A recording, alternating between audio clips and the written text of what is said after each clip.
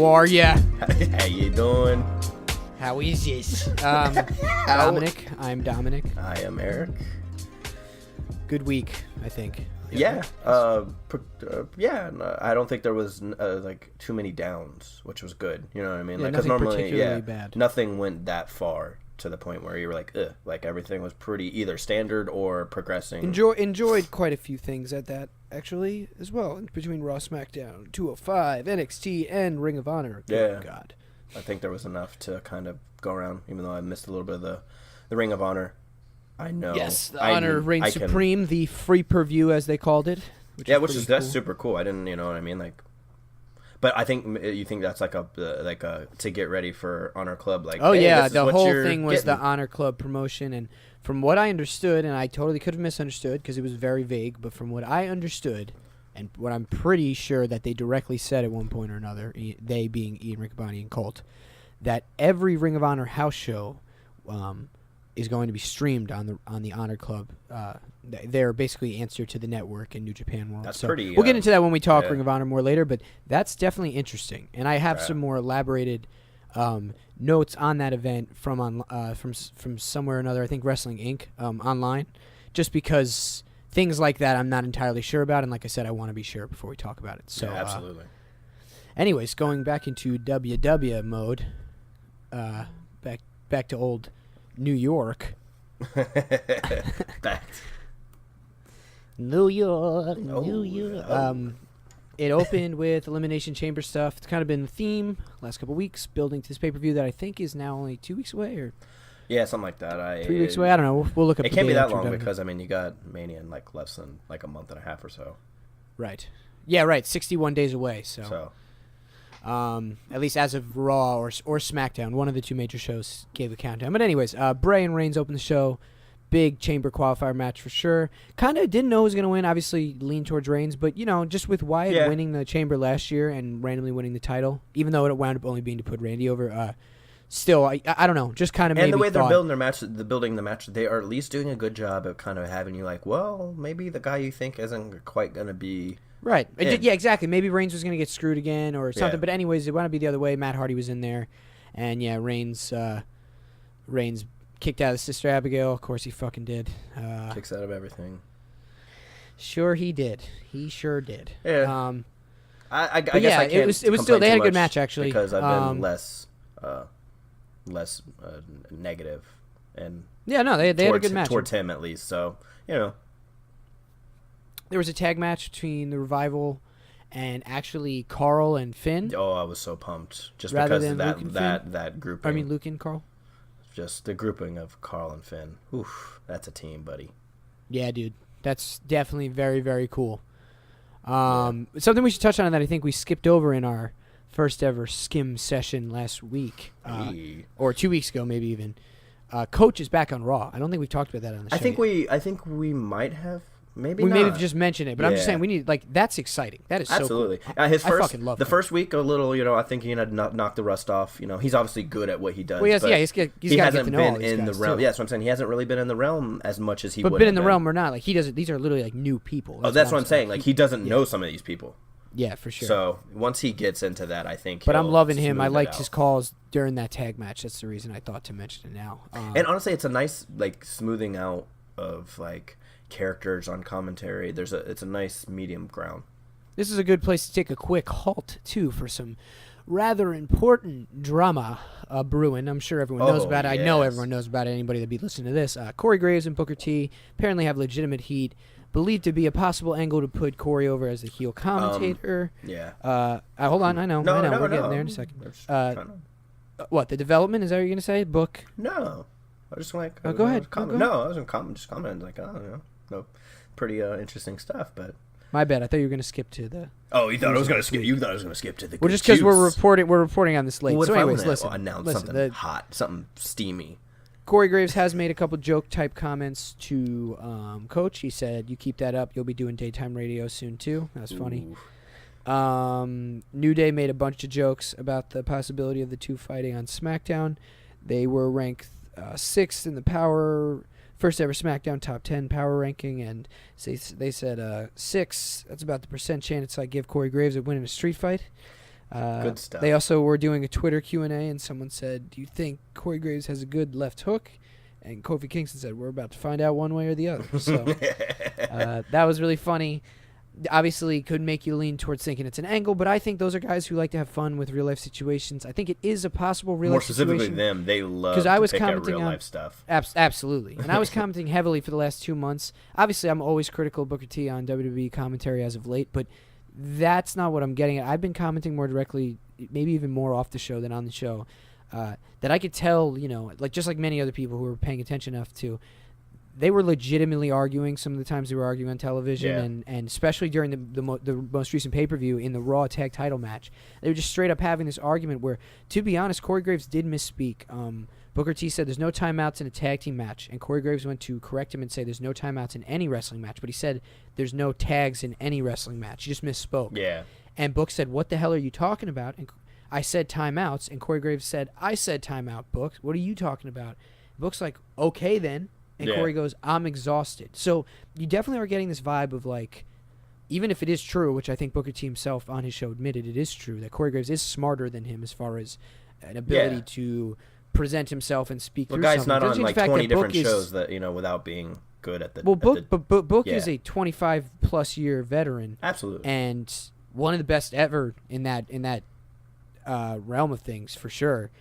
To just ever be in the ring or be on the mic. Even if he's had way better days for the last couple of years compared to the rest of his career, he is really great. So it's it's kind of like the Brock punch of social drama issues where like I'm torn on it, because like... Well, yeah, definitely, because I mean, we kind of, I don't want to say we went at it, but we talked about this, not obviously on here, and each person has their point, if you will, like... Yeah, exactly. Like nobody's wrong, nobody's right. Yeah. Bottom line is, especially for presentation of the show, Corey I feel Graves like it might be definitely an angle, especially with the ladder of stuff happening. Sure. With what's going on Twitter now and shit like that. Right. The newest development after Booker T was replaced by John Coachman, and Corey Graves makes a point to say on that Raw, thanks so much, Booker T. Very seemingly genuinely. He was also just on Edge and Christian's podcast, makes a point to say Book taught him so much. Again, that could be fueled towards this is just an angle. It could also just be Corey Graves pre-positive PRing because he knew it was going to happen. But bottom line, what's it called?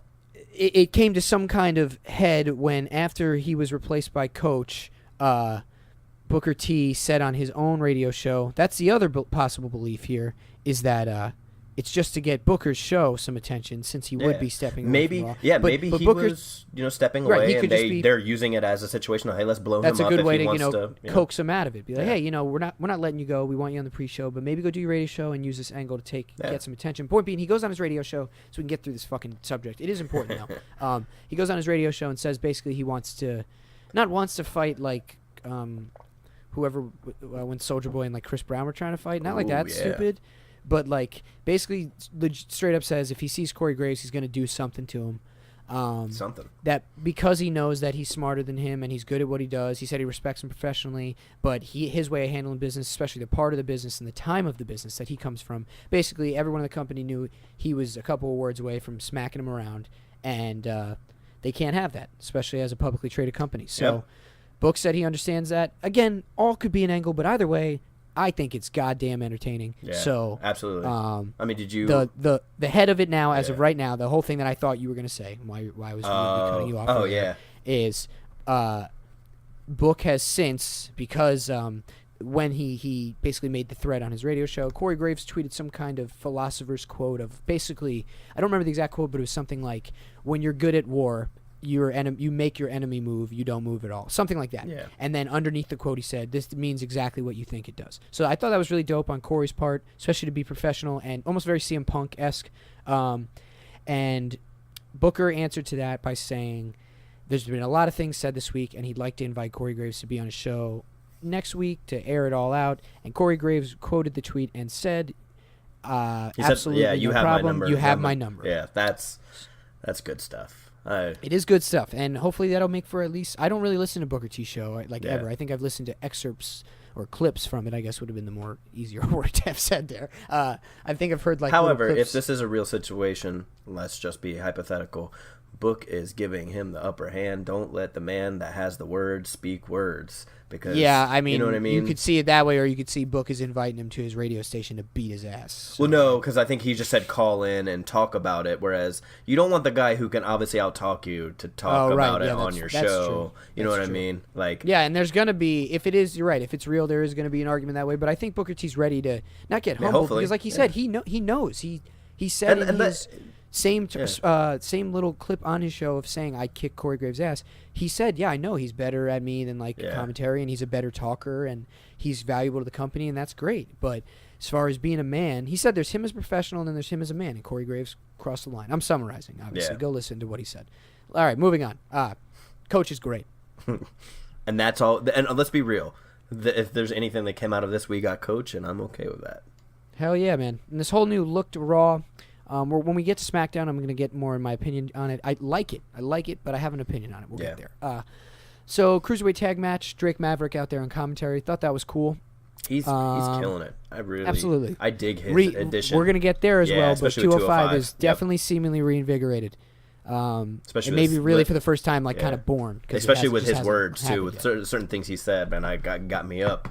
Got me going. He's good. He's good for the whole company, whether they keep him on best for business, baby, just little parts of Raw, only 205, or if someday somehow he winds up going to SmackDown, or I don't know, just working like more, because I don't know that he can't work in the ring. I don't know that he I don't know their angle with it. Maybe it's something where he's okay with. Maybe he's super heel, and at the end he's gonna like try and be in the finals of the tournament. That'd be really cool. I like that.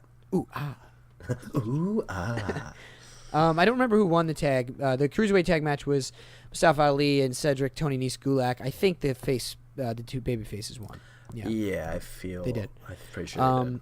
So then they do this women's elimination chamber reveal. Really awesome because fucking Alexa Bliss comes out and says exactly what I'm thinking. Do you value Lesnar more than you value me? In that Lesnar gets to sit back and watch who's gonna win and be his opponent, whereas Angle wants him to go in and face. By the way, these, the whole reveal being the opponents, and I believe it's Mickey, Sonya, Sasha, Bailey, and who is the other person? I feel so stupid. It's is it Mandy Rose? I think it's Mandy Rose. I think you're right. Yeah, it's Mandy Rose. Yep.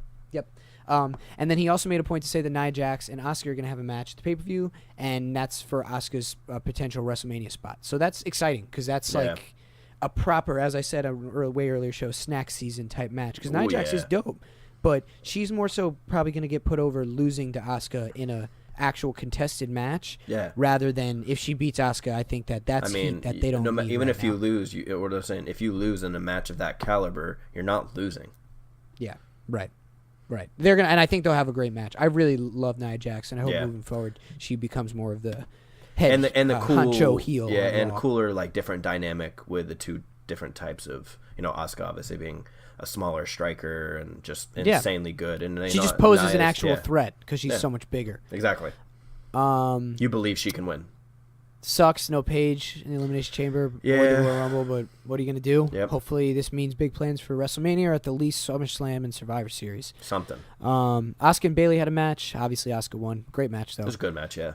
And backstage, Bailey told Sasha Banks she knows she could beat her. Really good. Yeah, they've been teasing it for so long now. They've only back and forth. They touched on it years ago, but Sasha I think what will make the character make sense to me is if Sasha's a heel. I think that's the reason I don't. Bailey's just kind of like a Cena-esque. Like, you just don't see it. Like, it can happen, but I just don't see it. Nah, I don't think she's supposed to be heel. That's what I'm saying. I don't see Bailey being the one. Yeah, no. I said I think Sasha should be heel.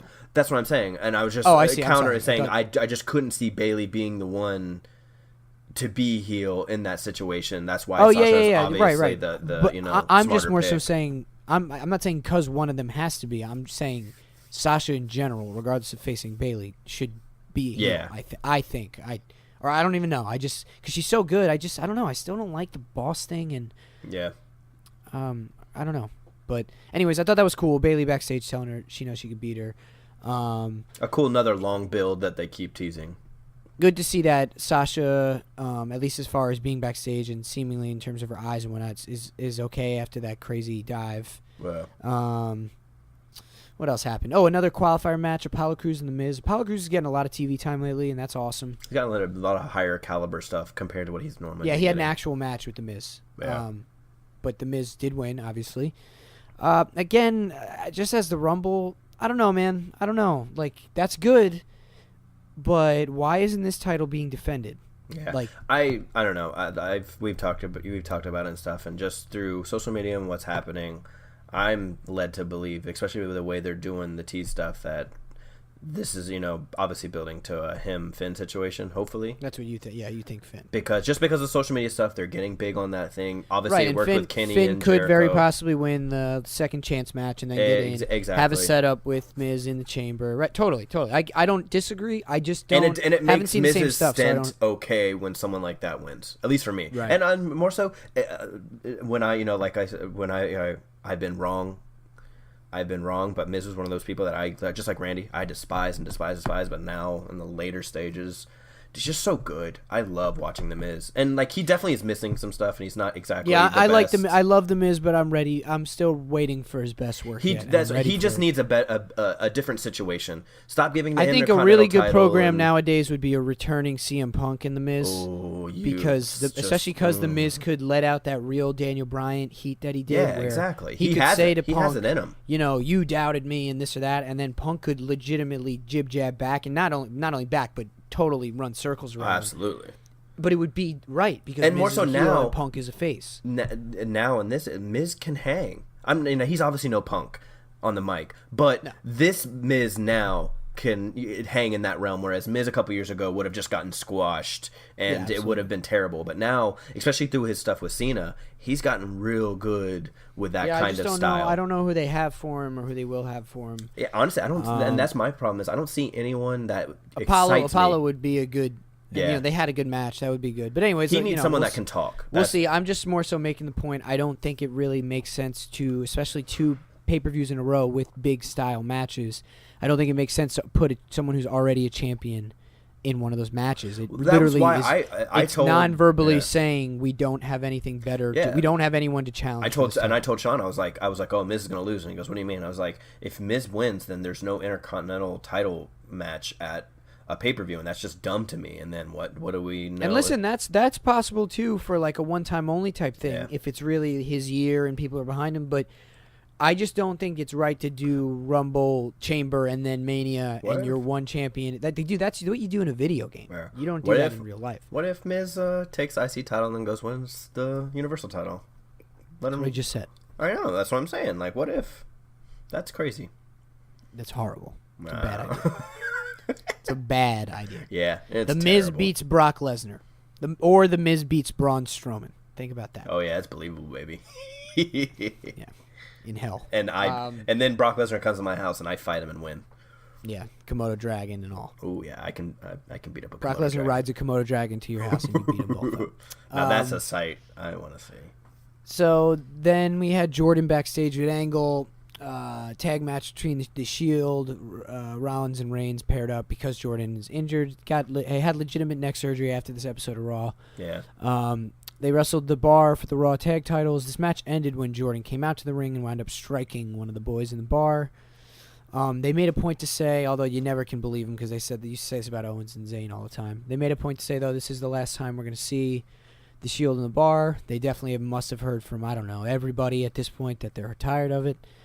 So, yeah, I actually have no problem with that no finish type finish because fuck it. Let's get it. Let's go because like especially Raw in general, or just for the most part, has been just really bad with keeping the. And SmackDown's just as guilty too of just keeping something going that like everyone's over. Yeah, dragging shit out. Just let's go, let's move. Period. Yeah. Right.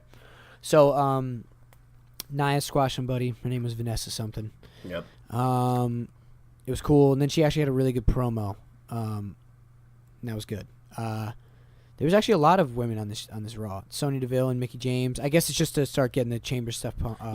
They're really, making that the big picture type stuff that make it equal type thing. And then Mickie James won the match, and Absolution tried to go in after the bell, but Alexa Bliss actually saved Mickie James. So yeah. a cool little, like twist on it because you wouldn't expect that.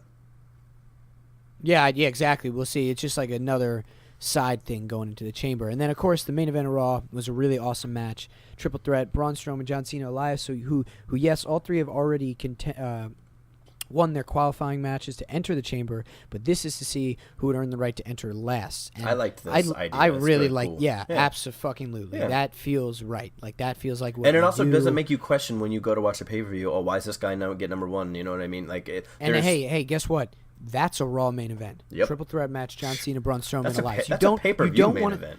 I was just going to say, Really? sorry to disagree with you. You don't want to see that on a pay-per-view, but you are overjoyed to see it on a Raw. I don't know. I just think with Elias climbing like that, Braun being Braun. But dude, get real. Pay-per-view main event, Braun Strowman, John Cena, I mean, they've Elias. given us worse.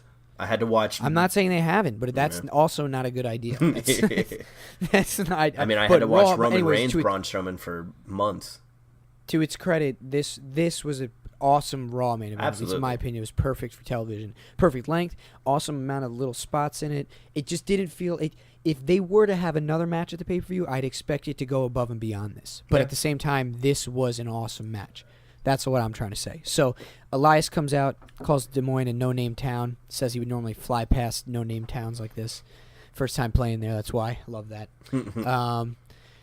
Really got huge pops with the Walk with Elias stuff. He literally made the crowd chant it again, but then he immediately went heel on him and said the no-name town stuff. So I just like that he knows what he should do. Cena comes out, interrupts his song. Strowman comes out. They have a really good match. Someone gets out of the ring. Is it Elias gets out of the ring in the beginning? I feel like he did, yeah. Because obviously Cena's not doing it, and Braun doesn't care. He's going to crush everything. So that must have been what it was. Just cool strategic stuff. Wound up being Braun hit the power slam on Cena and then went to do the same to Elias. Elias got out of it, shoved Braun out of the ring, pinned Cena. Good stuff. This match featured the attitude adjustment on the steps to Braun on the outside. Cena looked great in this match. He's looked great on this return, in my opinion. I think he's been fucking killing it.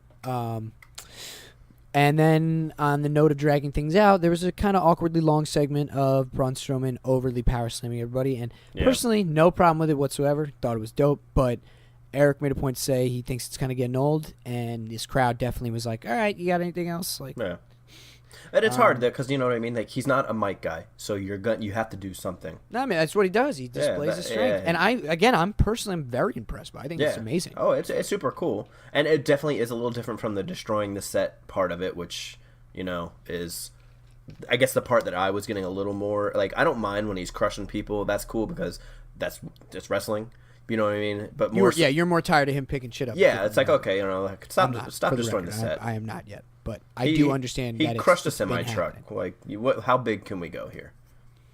We're going to see. Like, he's pulling out tools and weapons. He's picking up the arena. Grappling hooks. Like, at this point, like, he's going to come out with some kind of, like, net There's gun. a Braun Strowman video game. It has nothing to do with wrestling. It's just picking shit up and grappling hook things. I'd play it. I'd give it about a 6 or 7. Wasn't a super great Raw, but was pretty good. Yeah, they did a better job at least, if not progressing, hinting at things and giving you something to at least latch onto, even if it might not be what's happening. Yeah, qualifying matches, big main event to determine an order. Great job of building off the preview announcement for the Women's Chamber. I guess more firmly a 7 than a 6, and maybe the previous week more of a 6 after this week. But this whole new look to Raw before we segue into SmackDown, or as we segue into SmackDown, I should say. Okay, so it goes like this for me, and then Eric, you can chime in, and also because I know you not even slightly disagree, you just kind of had your own opinion on it when we were talking about it on the phone earlier this week. So, SmackDown becomes SmackDown Live, right? And Shane and Steph, and they're each on a show, and they also each have a great wrestler as the commissioner and general manager, which really in the end makes like 0 sense, but it is what it is, and it's something, and that's wrestling. That's pretty much what you need for wrestling. Yeah, let it snowball. Yeah. Wait, what did you say? I'm sorry. I said a start to their mirroring problem, at least in my eyes. Well, but just hold on. But I get what you mean. Hold on, and it's owned by the same company, so unless you're going to make them completely different, and at that point, if you're going to make them completely different, then change more about NXT and change more about 205 too. Yeah. You know what I mean? They shouldn't be so different from each other because they're all owned by WWE. So, anyways, back to my point. SmackDown becomes SmackDown Live. They all get each thing. They each get a new set. That whole like widened, like widescreen Titantron looking thing on Raw. The light, everyone gets the light posts around the ring now. Yeah. Everyone gets the light posts on the ramp. It all makes sense. Raw's week ago change definitely comes out of nowhere. Okay, I should more accurately say, sort of comes out of nowhere with Book, but we were legitimately having the conversation the night before, like, yeah, I mean, he's going to go any minute now. Yeah. Really surprised by Coach. Really, really surprised by not only the slightly noticeable, at first at least, like, oh, there's more white here or there on Raw, and I noticed this or that, and then Coach makes a point to say it's a whole new look and new feel for Monday Night Raw. Yeah. And since then, last 2 or 3 episodes, whatever he's been on, I think 2, all the matchup screens are these close face pictures. They're like blocks, and they line up, they plop on top of each other, and then to the side of it, I'm just saying that the graphic is like they slam into each other, and then to the side of it is like the specifics of the match. No complaints. If anything, change it all the time. That's cool. But then you go to SmackDown, which again we're about to get to. Such a better contented, that was not a word. Such a better. The show had so much better content than Raw, at least consistently week to week, and long storylines unfolding. Even if I have gotten impatient with them, they are unfolding. But the look and the feel is almost lackluster now, especially with the matchup screens, because it's like, okay, NXT could still get away with that, even though theirs is a little bit more updated and specific to their own yellow and black look. Yeah. And same for 205, they have the purple and orange feel. So if anything, that makes my point even more so. But I was going to say, at least with those 2 shows, if they were more behind, they're minor shows. It's fine. Like, SmackDown is supposed to be the equivalent, right? You want to call it SmackDown Live. Equal, I think the whole point of literally with the way they've been advertising Raw lately is they're trying to segue into calling Raw more Raw Live. Yeah. I don't know if you noticed that on like the commercial stuff or like ticket stuff. They were like Raw Live coming. Really? I think they're going to try and slowly call it more that the way people call SmackDown Live. So my point is, if you're trying to equal out the 2, why doesn't the other one get? And I'm saying, dude, it's as simple as add a little bit more black to the logo and change the matchup screens. Yeah. Not even the same way. Just change them a little bit.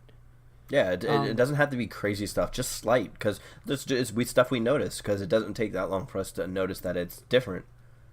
Yeah, it just makes me feel like they care about it less, and I don't know. I just felt like as soon as SmackDown started and I saw a couple of the matchup screens, and, I watched these shows 2 days in a row, I was legitimately like, why? Like, why? Why did that happen? It makes it just seem like SmackDown always gets like the hand-me-down like seconds to certain things. Yeah, even though they're basically pulling the horse, the horse is pulling the whole thing. You know? I mean they've technically been squashing. Maybe a dramatic sounding opinion, but it is my opinion, and now I guess I've come to learn you share the opinion as well. I just think they should be getting a little bit more of a. I get it, but also like SmackDown. Let's be real, has been doing better, has had a more steady roster, I guess, if you will. Raw's really been wavering, and I mean, more people on Raw have gotten hurt. I guess if anything, they think that Raw would need the help more. I don't know, and obviously, if that is the thought, I don't really like it doesn't.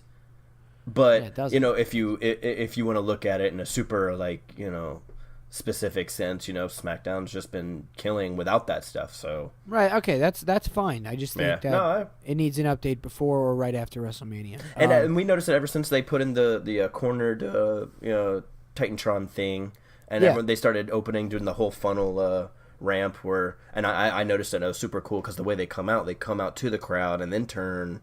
Yeah, exactly. It's super cool. You just shouldn't be only giving that kind of look stuff. Yeah. I just basically, as lame as it sounds, I don't think it's fair that the look of Roman Reigns versus Bray Wyatt, which is a match I don't really want to watch, looks way cooler than the look of any kind of involvement of Kevin Owens, AJ Styles, Sami Zayn, or Shinsuke Nakamura. Yeah. They just look like, here's the way we used to do it. You know what I mean? Like, I know it's only been a week or two. Like, so I'm being dramatic. What we used to do, and we're gonna get the new stuff. But I did notice all the new nameplate stuff. That was cool. Yes, and that was on SmackDown. Stuff. Bludgeon Brothers had the hammers, as you pointed out. Yeah, sure. Okay, so let's get into SmackDown, and there'll be less start and stop with this, just because that Corey Graves Booker T was really intriguing stuff. Yeah. And rarely do we get crap like that. Like that's especially nowadays. Special, the business just doesn't work like that anymore. So Shane, Daniel Bryan, AJ Styles, lots of promo stuff. It's been the way it's. Yeah, the last 2 months, same storyline. They really need to kind of progress this. They've done it in inches, and it's AJ is starting to grow more within it because he's now become the champion. But now we have another factor. Not unreasonably so, just in general, line up. He's literally what he's saying is line him up, I'll knock him down. Yeah. I like that he's become that strong of a champion. Oh, absolutely. So that part of it is growing, and yeah, the opening promo's got to change it up. In general, it wouldn't kill him to open with a surprise match here or there on WWE or television. just I don't know. So far, every show has opened up with a fight between Shane and Daniel Bryan in some way, shape, or form, or some variation of the Shane, AJ, Sammy, Kevin 100%, thing, and it's just like let's go, let's get this thing moving. Ultimately, because at least Charlotte. Go ahead. At least for me. You can't have this potential AJ Styles Nakamura match and believe that Kevin or Sammy is going to win. Well, I don't know. We'll get there. You know what I mean? I don't know. I guess that's what makes me lackluster in what's going on in that whole situation. I don't think it's lackluster at all. I think it's super interesting. Well, I just think I guess in my own vision of it, it's hard to believe just because I am just one to believe that there's no way nothing's going to happen or anything exciting's happening because you don't lose AJ Nakamura as your... Yeah, but just because you don't lose that match doesn't mean nothing exciting's happening. That's where I'm saying the storyline is still really interesting. Listen, we're going to get there. That's the end of the show. Talking about the beginning of the show, they need to change the beginning of the show. I totally agree with you. It's boring. Beginning of the show was not great. The rest of the show, awesome. Charlotte Flair, Liv Morgan had an awesome match. This whole Riot Squad, Charlotte... feud is great. Charlotte saying 1 down, 2 to go after she won. Very cool. Felt like a video game type defeat. Loved it. You have thoughts on that? And it's cool because it's kind of like you can see like she's obviously taking down the underbosses to get to the exactly. You know what I mean? Like very cool. Super cool. Yeah, like and it's Charlotte. She does no wrong. Yeah, Charlotte's a fucking. I think Edge called her a Viking on their most recent podcast. So, Bludgeon Brothers come out. I don't know who they beat. They just some guys. I think they didn't name them, right? They didn't say their name. I don't know. And no, they didn't say their names. I have to go back to be entirely sure, and I'll probably call you to confirm. But I am goddamn sure they didn't give any names. Yeah, whatsoever. Pretty goddamn sure that they did not say these guys. I know you're like still like on the line with them and giving it. You didn't like Harper's Pants, bro? No, it's not that. I'm just honestly like nobody has gotten this many squash locals. Not even like Nia when she was squashing locals. Dude, it's been like 4 or 5 different times, man. It's been way more than that, and as it should. I get it, but we need to move on to doing some real matches. Okay, well, shut up. It was awesome. Whatever, man. It was awesome, and also right after this was the stare down with the Usos, and that was that part is cool, and then the so building part, buddy. We're getting there. But the only thing I will credit it to is they are getting better at their moves that were really bad at first. They're getting better at it now by doing it to all these no-name guys. Listen, if Luke Harper is working, I'm a happy man. I really don't care. I don't care if they want to give him the Southern accent again. I'll watch it. I think he's just better off without Rowan. He absolutely he is. I totally agree. Just let the man But it is what it is, dude. If WWE wants him in a Yeah. tag team, go ahead and work. So, Usos had a great promo. They actually explained the Uso Penitentiary. They did just more, face stuff. And just really trying to. Yeah, for such a like a WWE type thing that this was a good so promo. Good. Like this really was like one of the best promos they've ever. Because if you really look at it, you do it with anyone else, and this is kind of like a lame little gimmick. But with them, or at least for me, as you know, that's just my opinion. But they kill it doing this. Like they have, dude, they're on a roll. Very organically turned face superstars. So yeah, seriously, Bobby Roode. No one does Rusev, it that effortlessly. No, other than I think like the last ones before was New Day. Yeah. Really, it's not that only the really great ones do it that effortlessly. Fucking Bobby Roode and Rusev had an awesome U.S. title match. This started out with a fantastic Aiden English singing segment. Yeah. But just in general, this show is riddled with promos that have the words being said appearing on the screen. Like, just it felt like a produced wrestling show. This felt like a wrestling show. I think they're really just trying to put themselves on another plateau because the other ones are kind of getting better, and like obviously they don't have competition, but you know what I mean. They're really, for a business that doesn't really have to up the ante, they are. Yeah, they're exactly. It seems like they finally have enough of the talent to be trying. That's true lately. Too. So this was a great match. Glorious DDT got the win. Rusev trying to get him in the Accolade didn't successfully, which I liked. Yeah, it would be different cool. if he got him in the Accolade and got out. I actually rewound the match to make sure that wasn't what happened because I was like eating. I think when I it makes it better when he does get him. Yeah, makes sense. Or if he does, but just in general, it protects the move because he didn't get the move that probably would have won on the match. On him. And then, sure enough, best part of the match was actually after the match. Randy Orton comes out of nowhere, hits Rude with a really good RKO. Yeah. Hits English with a pretty good one, and then Rusev tried to give him the spike cell. He got away with it, but I think the camera angle didn't do him any favors. I've been noticing that. I guess that was my comment when I was watching it. Is just WWE in general. They're normally camera guys are on, but lately they've been missing a lot of good situations where it would have made it look better. Lately, it's the whole newer age. Anytime I've watched like super HD WWE type wrestling with a friend of mine who's into film or music videos or anything like that, the number one complaint they have isn't that they don't like wrestling, isn't that they don't want to watch it or whatever, that it's PG or anything like that. It's they don't understand why the camera's constantly switching and zooming in and out. Yeah. And it's the zooming in and out is something I didn't even notice I was watching happen. Because you're so during like the Cesaro swing, for example, they're just zooming in and out. Dude, that's horrible. Why would you do that?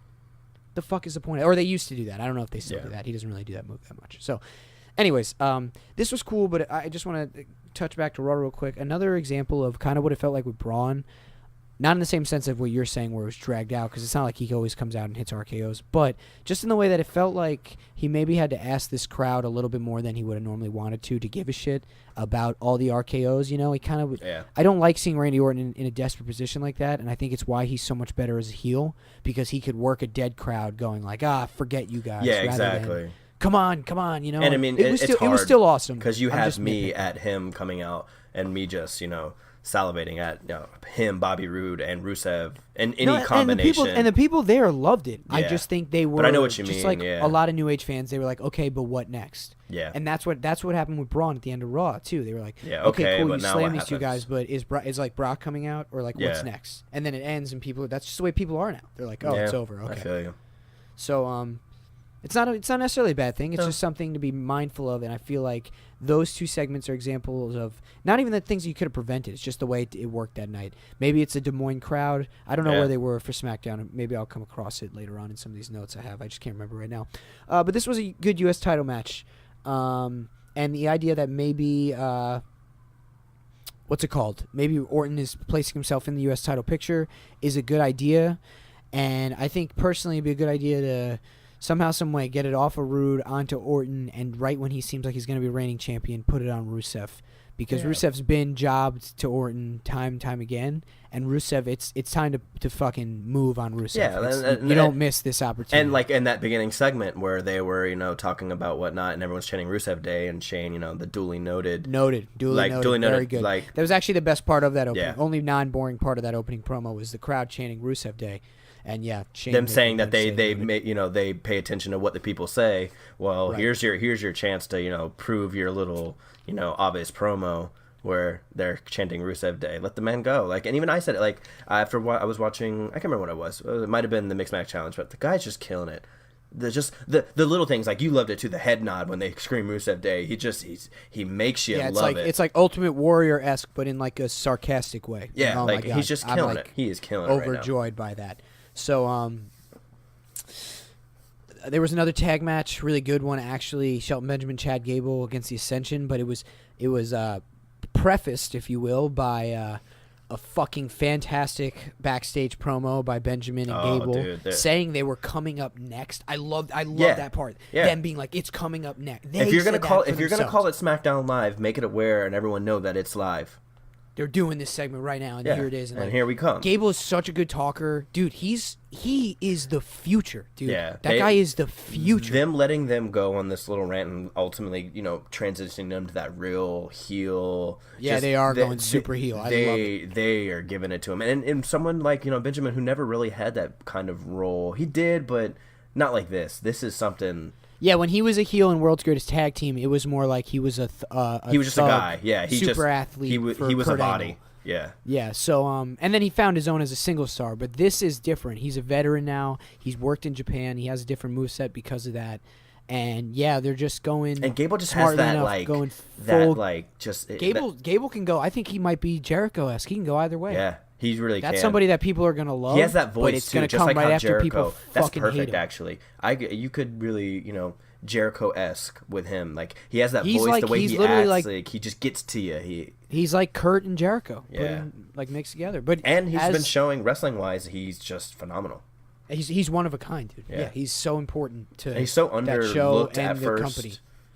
What's that? He was so underlooked at first because even I didn't really pay attention too much when it was him and Jason Jordan. Like I was like, oh, this guy's good. He's a bronze medal. Yeah, and So I'm not anyways, denying that. They had this tag match with the Ascension. In their promo, they made a point of how they're done with the jokes. That's why they squashed Breezango the week before. Very cool. They're over these fashion files.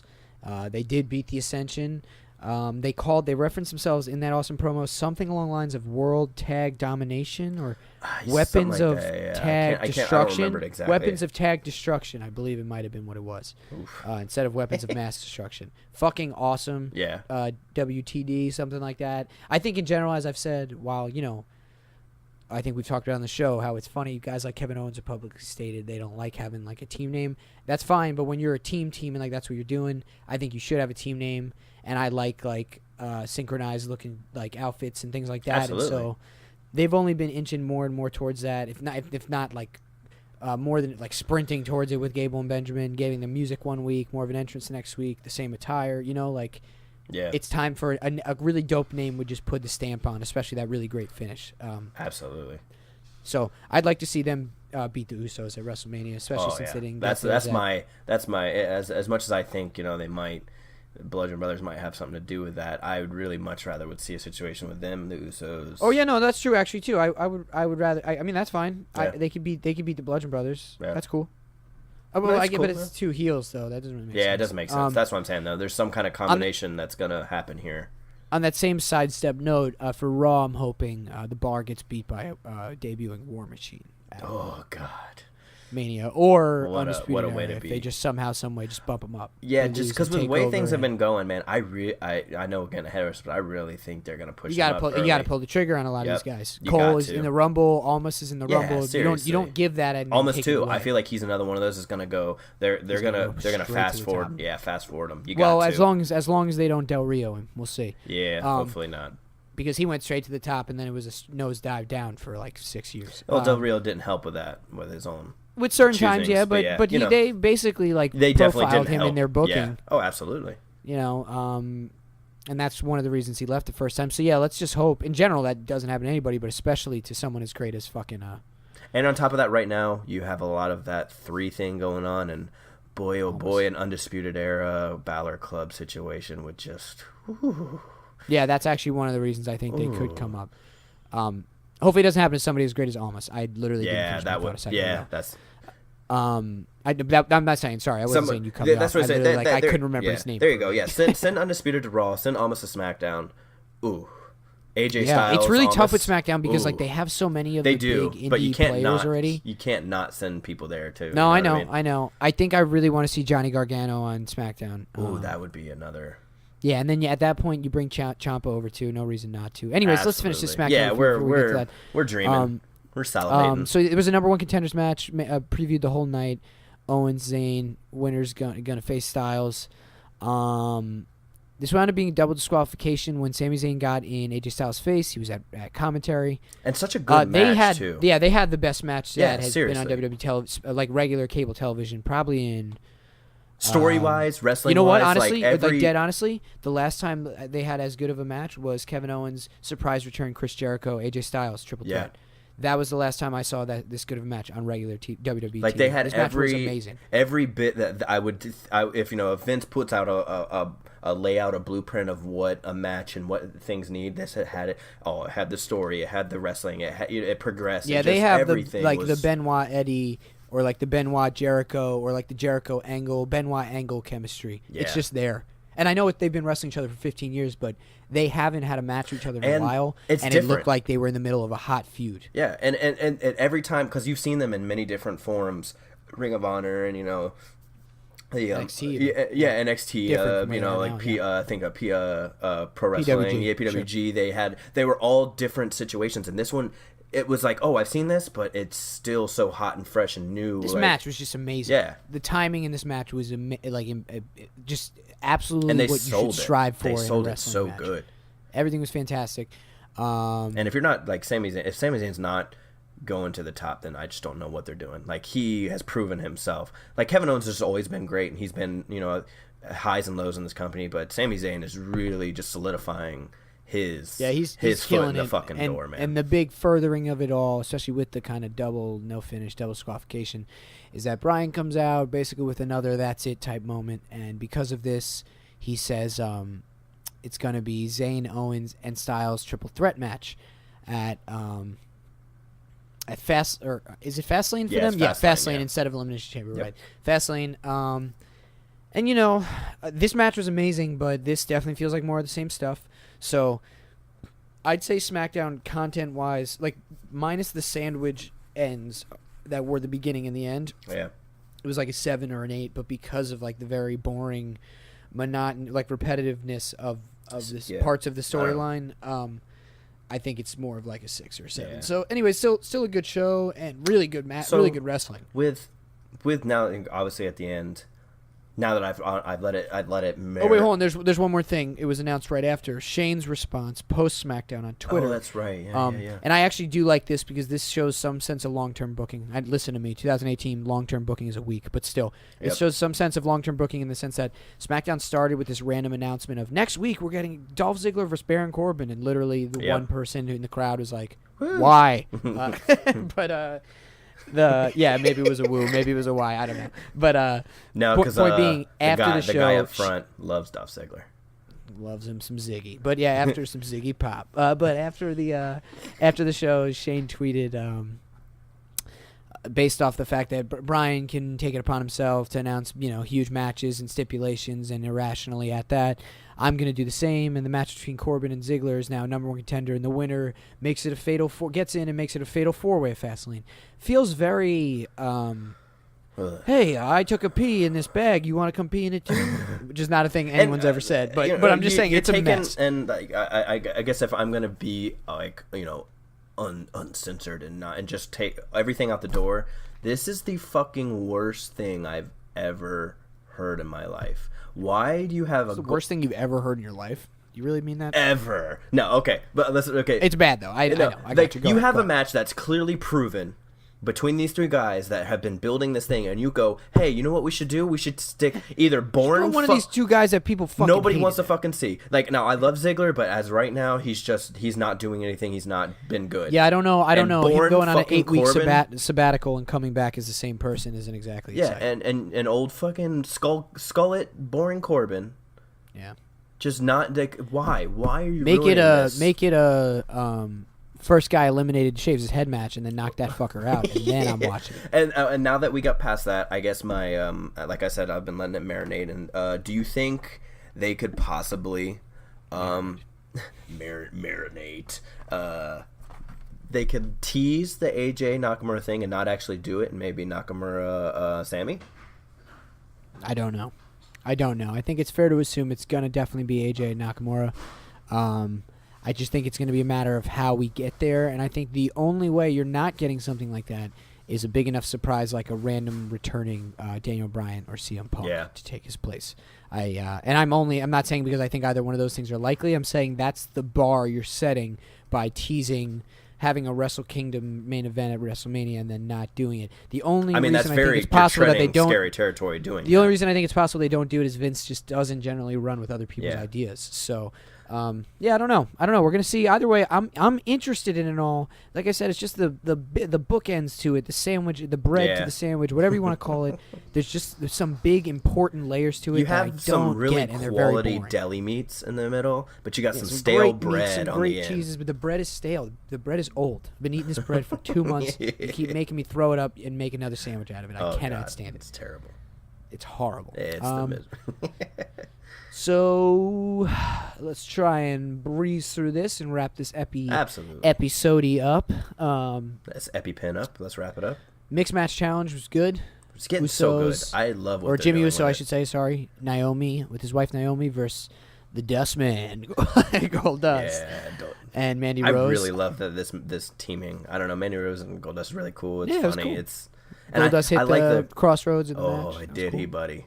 Yeah, it's really good. And I guess I noticed later, old Cody hit the Shattered Dreams kick. Oh, so, yeah? Yeah, I saw there was a retweet of it. So. Like I said, I was watching. You told me. Supreme. Yeah. But I just didn't. Yeah, the last 2 matches I was multitasking big time. So I mean, it's like I said, free per view. It's on Fight TV, which is one of my favorite apps to use for watching wrestling. So yeah, you can go check that out. But anyways, this mixed match challenge was good. I love how short and sort of different it is. Rusev and Lana are the next week's. I don't know I can't remember who they're wrestling, but that's definitely a favorite in my opinion to go pretty far in the tournament just from Rusev's interaction lately with the crowd. So I hope they at least last more than 1 round. 205 Live was fucking awesome. Seriously. 2 weeks in a row now. It's been fucking great. The first match, which I really liked, you have to think, like a couple months ago they were force feeding us Kalisto as champion, right? First match, Kalisto versus his buddy and also luchador Lince Dorado, and they put on a fucking fantastic lucha libre type match. It was fucking awesome. It was so good. They had such a good match. I don't think I thought they would be cooler. I'm not saying that Kalisto's bad, but you haven't had a big praise for a Kalisto match in a long time. No, he's done the WWE type luchador matches, and they're not exciting. This was a good match. I really kind of thought Lince Dorado should have won. Yeah, but still, it was a really good finish and good match overall. And more of the really exciting part of 205 Live was fucking Roderick Strong and Hideo Itami. This match was awesome. Just a slammer. Man. He's on a roll. Yeah, and you know, like 205 Live has really good commentary. Vic Joseph is not great, but Nigel is so good, and they both, to Vic's credit, they both stay so focused on the moves. Yeah, they actually bank off each other really well, even if it isn't great. Like it works. Yeah.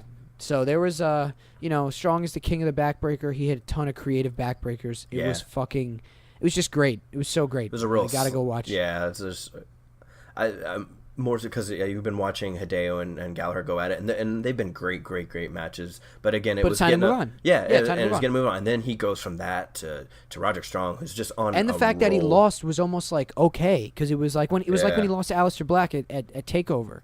It's like, oh wow, like. I didn't really know who was gonna win. I didn't necessarily know that was gonna happen, and I don't have a problem with it because it was unexpected. It was exciting. So that was fucking great. NXT was fucking great.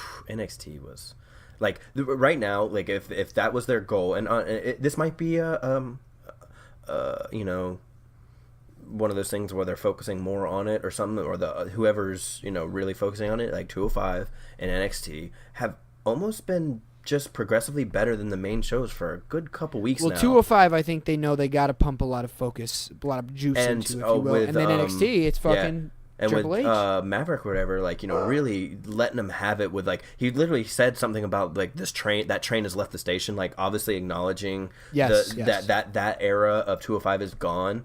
And dude, it stuck so well. It was because it was while he was talking to Gulak and Nice, and he was going at him, what happened to you? And it was like, oh man, I'd really like to see some crossover work from him on any of the other shows. I know Raw is associated with 205, but him appearing on any other show. I don't see why you don't have crossing between. They do now, obviously with Roderick, but NXT and 205, No, they do. Yeah, they do. Yeah, but I just mean more Tyler Bate, Roderick. Let these guys. There's gonna be more guys in the coming weeks, especially with wanting to have 205 Live tours. But NXT started with a proposed tag title match. Sanity actually had jumped the bell and came out and beat the shit out of all 3 guys while they were still making their entrance.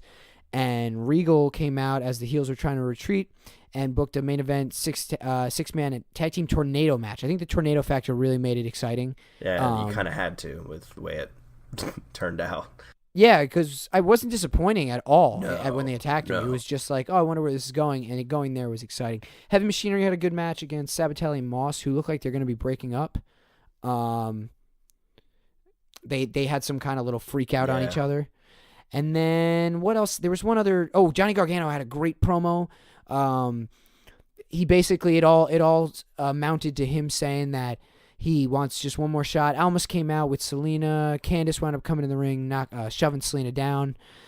But this promo rather, amounted to the match being booked for. Actually, did they say when? I don't know. I'd assume, I guess maybe the WrestleMania takeover. I don't know if they said when. But point being,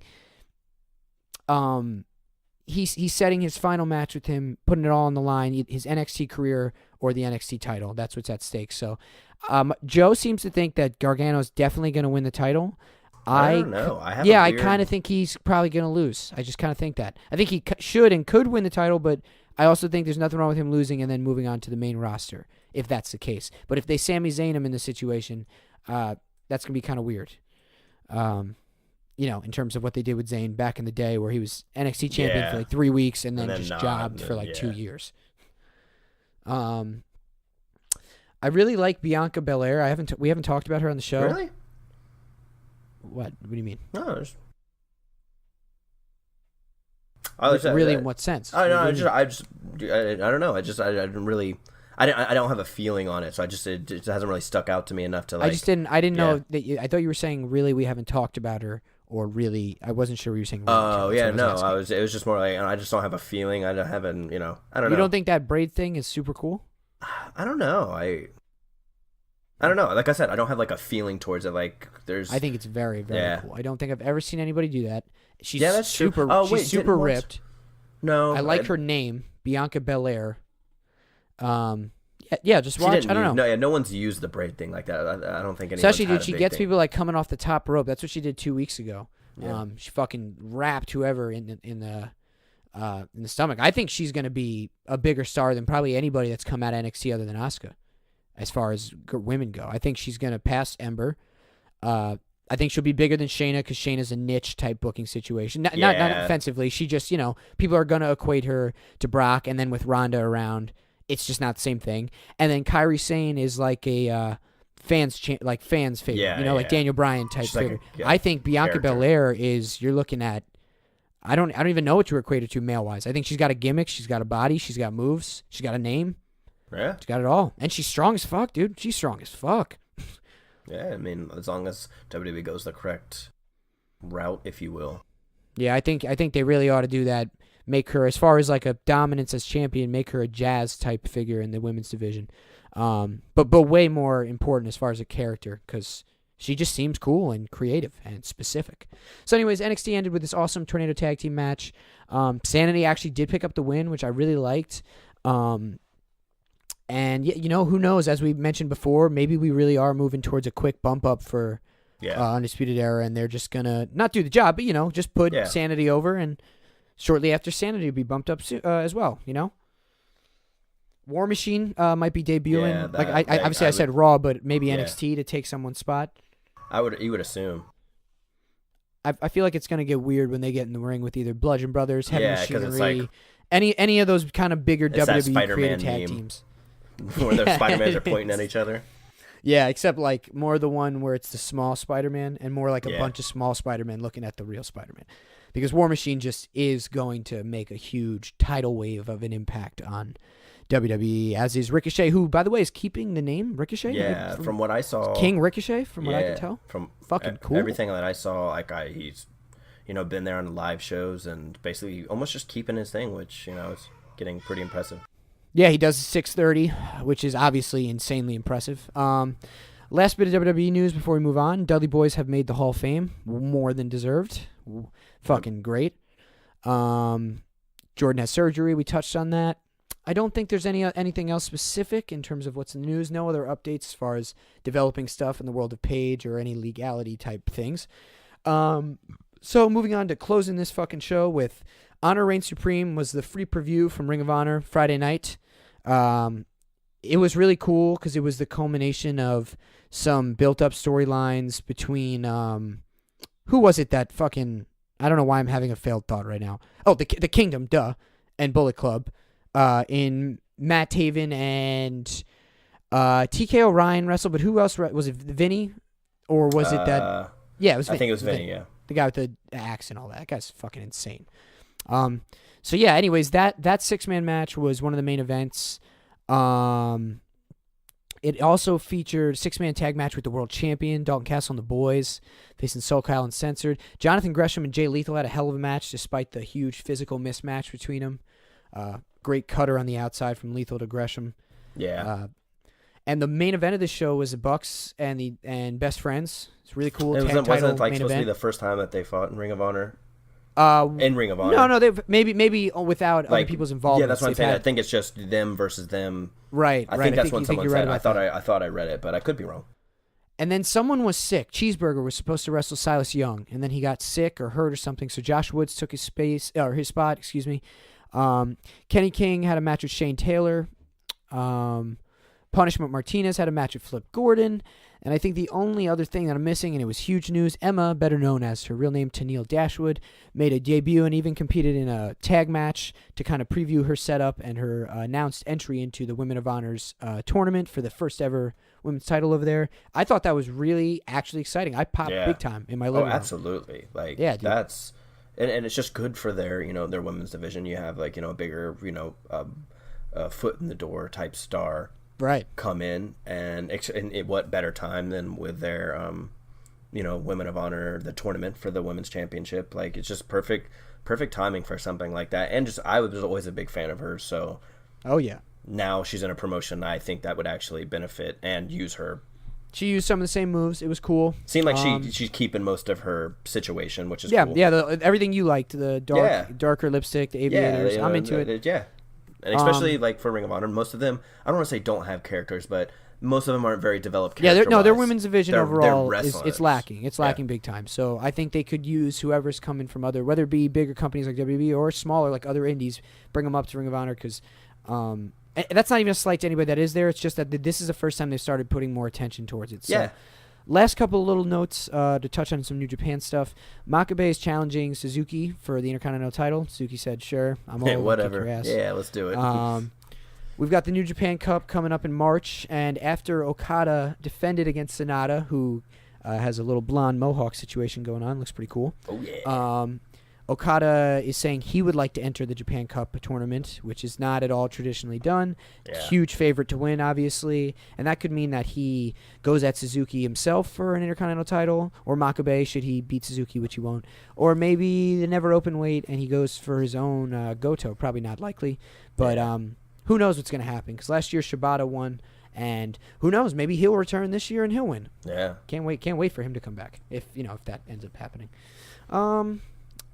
And then, the ever-continuing Bullet Club dissension still just lingering. We will see. We have the match announced for, as I know we touched on the last show, but it's still just where we're at. Supercard of Honor, Cody Rhodes, Kenny Omega, going to be fucking huge. Night before WrestleMania. That's insane. And again, like especially after I just watched that WrestleMania 365 thing, man, you just don't know, man.